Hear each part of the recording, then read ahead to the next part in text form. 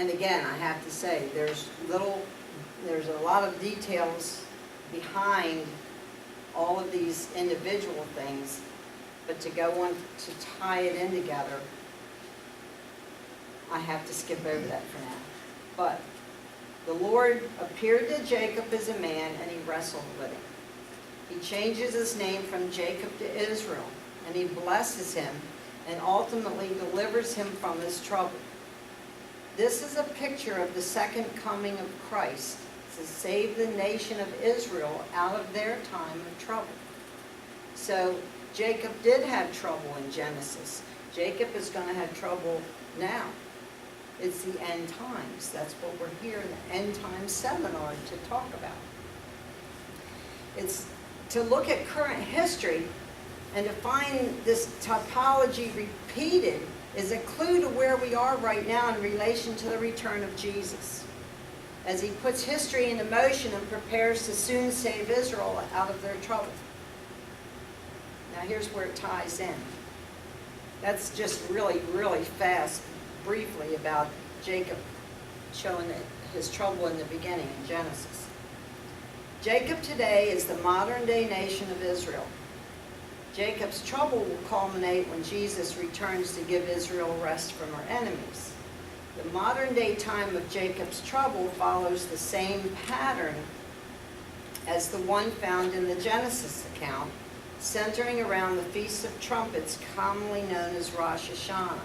That's the beginning of a sabbatical cycle. The Feast of Trumpets, Rosh Hashanah means Rosh, head. Hashanah is the year, head of the new year. Feast of Trumpets falls on that. It's also known as the day that no man knows. I'm going to let you come to your own conclusions about that after we've talked about the rapture. But it was an idiom. An idiom is like us saying, oh, it's almost Turkey Day. You know what I'm talking about? Thanksgiving. In Jesus' day, the idiom was, the day that no man knows was the Feast of Trumpets. And that was because it's a 2-day event. It was based on the sighting of the new moon. There had to be witnesses, and there was no other means of communications except word of mouth. So when the first person in Jerusalem saw the new moon, it would be relayed, but it would take time. So by the time somebody saw the new moon, relayed the information, it was the next day. So the Feast of Trumpets is a 2-day event. They don't know when the new moon's going to appear. So the day that no man knows is the Feast of Trumpets. Now, is Jacob, Israel, the nation in trouble right now? You bet. Their trouble actually began in 1993 with a true-to-type topology and lie-to agreement called the Oslo Peace Accords. Does anybody remember when that happened? Well, Clinton was president at that time. Yeah. When Clinton was president. Now, there's so much significance that people just kind of dismiss because they don't understand the sabbatical cycles and all that. In 1993, when they came up with the Oslo Accords, it was the first time in history, you can look it up on Wikipedia, the first time in history of the nation of Israel, the second time, that there was a negotiated land for peace deal with Arafat, who was a terrorist, but they were giving him all the same credit that, you know, Abbas is getting right now and everything. He's just, they're going to deal with him, which, never mind, it just makes me mad. And Anwar Sadat was the, But or was that Menachem Begin? It was with Menachem Begin, Yeah. the May agreement, or the, Yeah. yeah. Well, yeah. Yeah. So in 93, it was the first time that the Oslo Accords came about. It later down the road, when Bush was president, all became the Roadmap to Peace. You know, it's changed names. During those 7 years, from 1993, by the way, was a sabbatical year. It was the Sabbath year of the previous cycle. Because I used to think, when I was developing this timeline for myself, I thought 1993 was the first week of Jacob's trouble because it was a lie to agreement, just like Laban lied to, you work for me for 7 years, I'll give you Rachel. He's lying, he didn't intend to do that. The Oslo Accords were the same thing. They were promising. You give us the land, we'll give you the peace. You give us the land, we'll take it out of the charter that we want to kill you. Which, by the way, they never had taken it out of the charter. So, through those 7 years, there was meetings. If you look it up, you can see, it'll give you a timeline of every meeting for 7 years that they were working on this Oslo Agreement.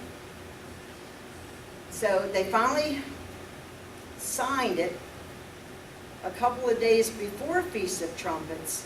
But lo and behold, when did they announce it to the world? September 13th, 1993, the Feast of Trumpets. In fact, they had to wait to do the official signing till after sundown because they weren't allowed to do it on the Sabbath. What am I trying to? I get myself worked up. I can't help it. They couldn't present it. They couldn't sign it until after the Sabbath ended. And on the Feast of Trumpets, it was announced that they had signed the peace agreement, the Oslo Accords. It was in Norway, I guess, wasn't it? Or Sweden. Oslo. Oslo, Sweden. The reason I thought that it was the first week of Jacob's trouble with the lie to agreement was based on Arafat lying like Laban had lied to Jacob, Israel, and all that. Well, I was wrong on that because what that did, it would have taken my timeline and we would be right now in the end. I mean, in 2014, the 3 weeks will end if it started in 93. And I racked my brain for probably 2 or 3 years trying to think, well, none of this stuff that has to happen is happening. We're running out of time. There's something wrong with my timeline. You know, what was it? It dawned on me one day, and I'm sitting there, and I just was praying, and it hit me. 1993 was a Sabbath year belonging to the previous cycle. It was outside of the year 2000. It was the 7 years before. It was a rehearsal for what would come in the year 2000. What happened in the year 2000? The rabbis in Israel, the chief rabbis in Israel declared the ending of the 6,000th year on the Hebrew calendar. The 6,000th year equates to the 6th day of creation. It equates to man's 6 days he has dominion over the earth before the Lord takes over, and the 7th day, the Sabbath day, the Lord's day. When man's time is up, the Lord takes over. And if you go back into Genesis, there's a passage that says, that God says, my spirit will not always strive with man. Your days will be 120. The 120 is not how many years you're going to live. The 120 were 120 jubilees, 6,000 years. My spirit will not always strive with men for 6,000 years. You got it. When that's over, that's done. You're done. I'm taking over. So the 120 years equated to Jubilee, to the Jubilee. Well, I'm 50 years. Yes. So 120 times 50 is 6,000. Yes. Yeah. Yes. So the 1993 to 2000 couldn't be the first week of Jacob's trouble after all, because it would have put the second coming in 2014 if you're counting 3 weeks. When I realized that it was outside of the 6,000 years, it was previous to the beginning of the 7th day, I knew it couldn't count. So what was it for? It was a rehearsal. Why is it a rehearsal? Because it was land for peace. What is going to happen in the 70th week, the final week for Israel? It's going to be land for peace. The peace agreement is going to come full circle from 1993 to 2015. That's 2 weeks of the rehearsal, and then the 2 weeks of Jacob. I'm getting myself mixed up. Anyway, at the end, it's going to be in the 70th week, the 3rd week of Jacob's trouble, will be the false peace agreement, peace and security. The Antichrist, who won't be revealed yet at that time, but whoever it is going to come in and say, after the war of Ezekiel, that brings the Jewish people back to God, because they see this miraculous deliverance, and they're going to turn to him and say, we need our temple. And here comes the man who's going to be the Antichrist. Here you go. The Oslo Accords, the Roadmap for Peace, whatever they're calling it now, they've got 50 different names for it. It's coming full circle from that rehearsal week of 1993 to the year 2000. After that rehearsal was over, it's the 7th day. The year 2000, I've mentioned the year of the mikvah. The year of the mikvah was based on the egg volume in a mikvah, water displacement, 5760. The year 2000 was 5760. It began the 7th day. The Lord took everything back. He's in the process since 2000 of implementing his plan to bring about the redemption of the world and the redemption of his people Israel, because the church will be gone. And his attention is going to be back to Israel in the 70th week. So, okay, I got about 5 or 10 minutes left. So,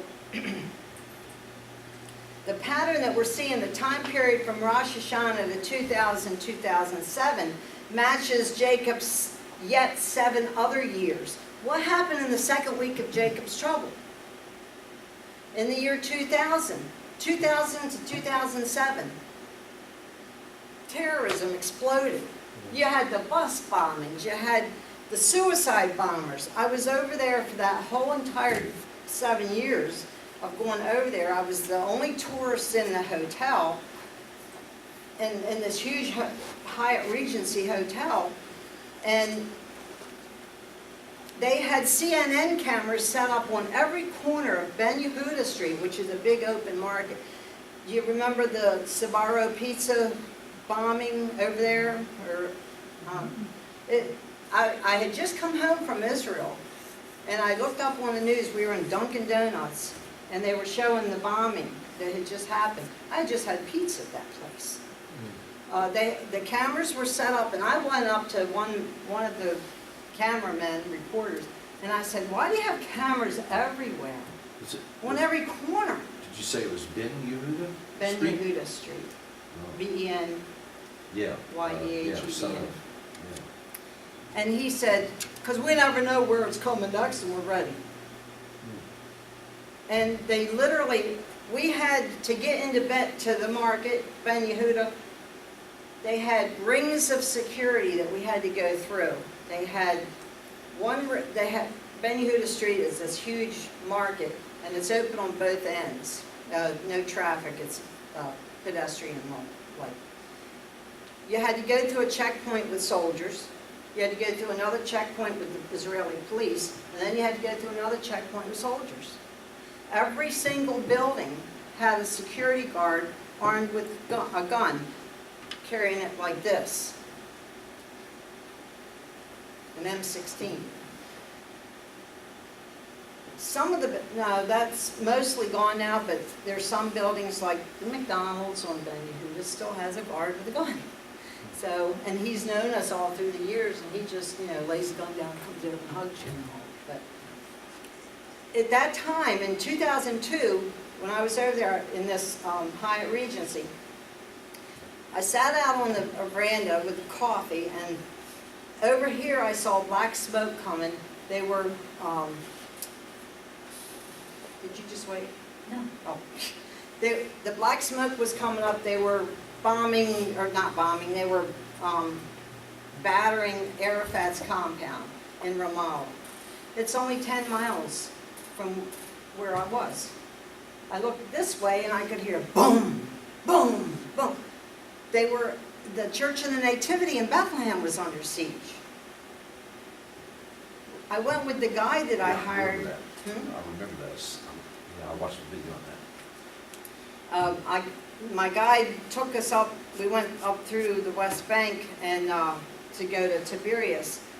And the Jenin massacre, that was the same time. All this was going on at the same time. The Jenin massacre was another lie. They claimed that the Israelis were going door to door. Well, they were going door to door to find these terrorists that were in there. But there was no massacre. Nobody got killed. But yet they were saying, they're here, they're going, you know, and it was all propaganda. But all this stuff was going on. I was traveling through Jerusalem one day, and they had a bus bombing right outside the market. And the mayor almost got killed, actually, and because he was about ready to get on the bus. And I said to the guide, I said, you better take me back to the hotel. I got to call my husband and tell him I'm not on that bus because that's where I was staying. And I called him, and it was afternoon here. It was morning over there. And he said, oh, I'm glad you called because Tracy, Mindy's sister, Tracy's on the other line right now. She just saw it happen on CNN. She says, where's Mom? And I said, well, I'm not on the bus, but we just went by and saw it. It's chaos. So all this stuff was happening from 2000 to 2007. But while this is all going on, they're building the fence. I think I told you something about the fence. It's a fence, electronic fence. But then between the towns, it's a wall. It's 744. Okay, so 2007, or 2007 was the first week of Jacob's trouble, not 1993 to 2000. So pushing everything 7 years ahead now puts us, the 70th week is due to start on Rosh Hashanah, Feast of Trumpets, 2015. That is the new sabbatical cycle. It's 7 years, and that will be the end time. And what month of the year is that? It's in September usually. I'll get you the dates. In fact, I'll print some off for you. So, Wow, that's interesting. from 2015, now keep in mind this is my timeline, but it's fitting like this. Yeah. Because right now, this, in 2000, what are we in? 13. 13. You know all that, but don't know that, right? In That's the way it is, you're 2000 That's the way it is, you're, Focus, yeah, you're for focused. sure. 2013 Einstein. to 2015, And we got 20, yeah, we got, 20, no, we got 48, 49 months. Oh, 20, 20, 20, 20 something. yeah. Yeah, You right, gotta keep 20, in mind, when, it's hard to keep it straight, like 2014, 2015, because the Jewish year overlaps our year. Okay, in September, we're still in 2014, but September, Rosh Hashanah, it's the Jewish year 2015, On our 14. on our 14th. That's because we go by the Georgian calendar. That's what's so It's confusing. not the Georgian calendar, it's the like- Hebrew it's the calendar, Hebrew calendar she's talking about. which is so accurate that Yeah. they can tell when the moon Yeah, phases yeah. are before NASA can, or Yeah. within the millimeter. Oh, yeah. So, that's my timeline.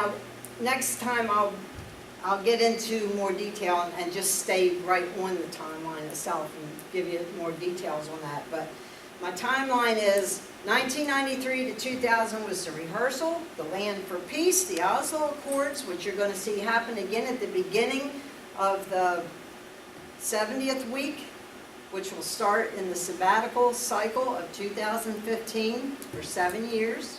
At the end is the culmination, Jesus Christ's second coming, which will be the year 2022.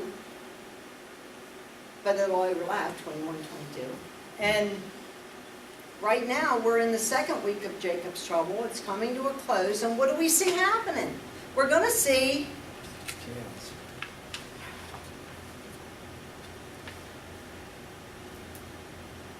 here's the questions I had written down. I was going Is to it- be is it- very is- orderly, but I As his children are being born, they're coming back, his children are coming back, there's all kinds of things going on, man. I mean, Well, the pattern that we're looking for, the historical fulfillment is the world in economic turmoil, just For like sure. Jacob was for his cattle? Absolutely. Yep. Is Laban the Syria in the news today? Is Israel going to have to face Esau, the Arab nations? Here we are.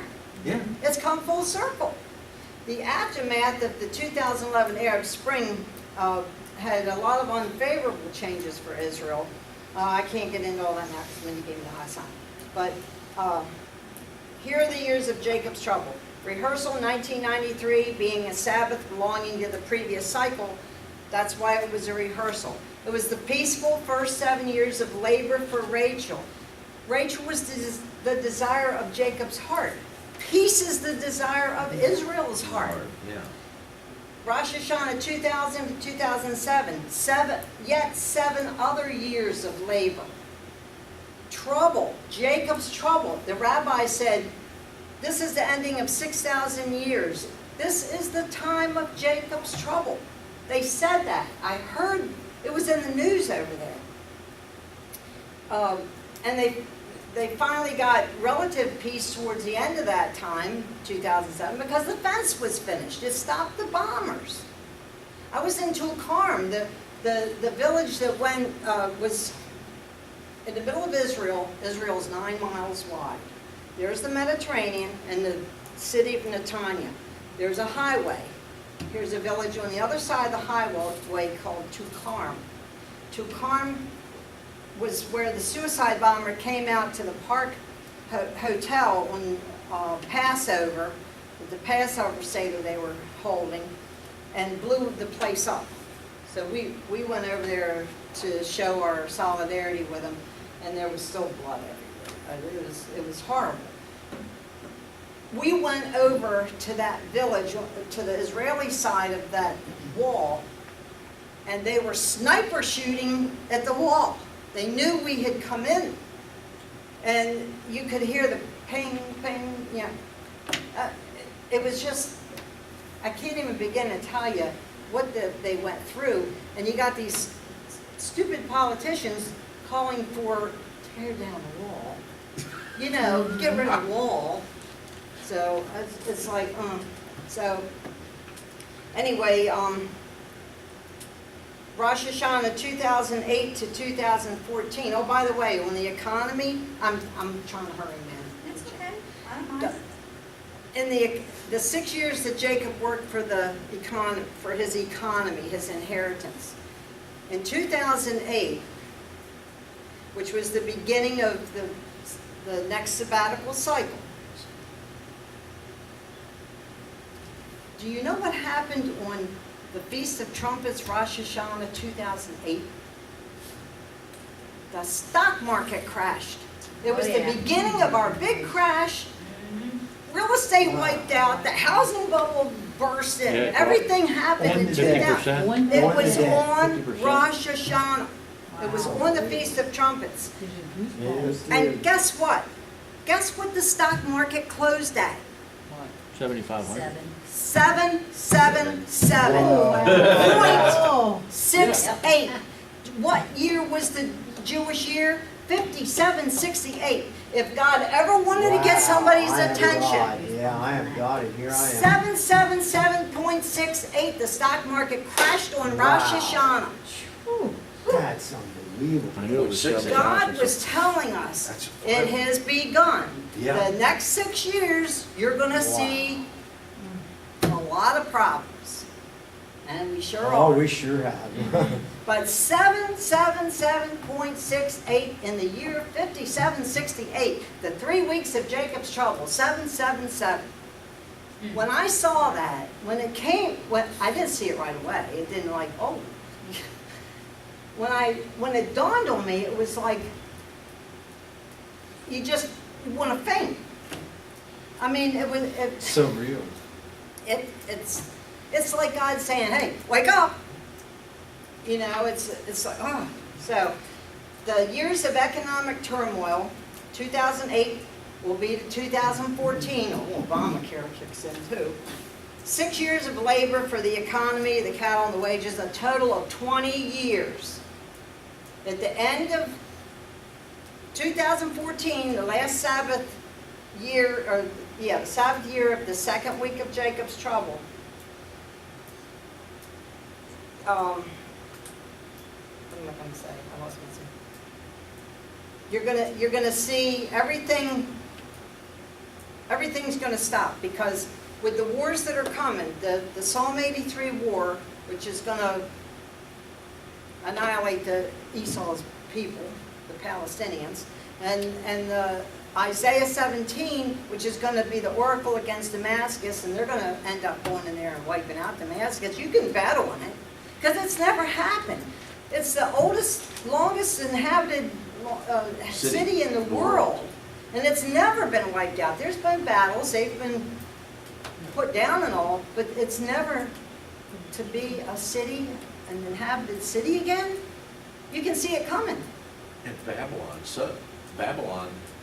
has one of the biggest, right there in Iraq, has one of the biggest, what do you call it?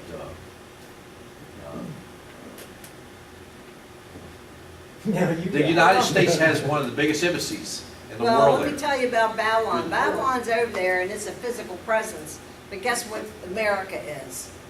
Mystery Babylon. Yes, Okay, but we'll get into that yeah, another I know time. that, yeah. But Yeah. the final, the economic things will, in 2014, will be the total of 20 years.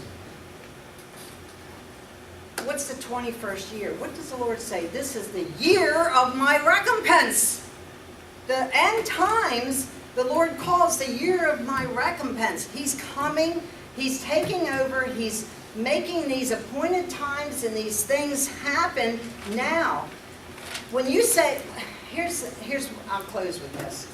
Okay, 2015 to 2021 is going to be the final week, the 70th week, the year 21, if you look at it like that. The year of fleeing, of confronting Esau, of Jacob wrestling with the Lord again. See, Israel's going to be wrestling with the Lord until they see Him deliver them from this Ezekiel war. And then when they call for the building of the temple, they're going to get it. They're going to see that they get it. But when all these things start to happen, it's like, I'll let you guys figure out when the rapture's going to happen. But I don't set dates, Well, but from the thing, well, we can't talk about it now because I got to go. But it says the year of the Lord's vengeance is talking about the tribulation. And if you look at the following passages of the day and the year, Isaiah 61 said, to proclaim the acceptable year of the Lord and the day of vengeance of our God, to comfort all that mourn. The final 21st year of Jacob's trouble begins Rosh Hashanah 2015, the beginning of the last sabbatical cycle, the tribulation.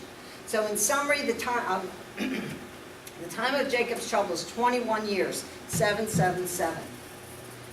Does this look familiar? It should, oh, okay, I already said all that. So here's the last thing I'll close with.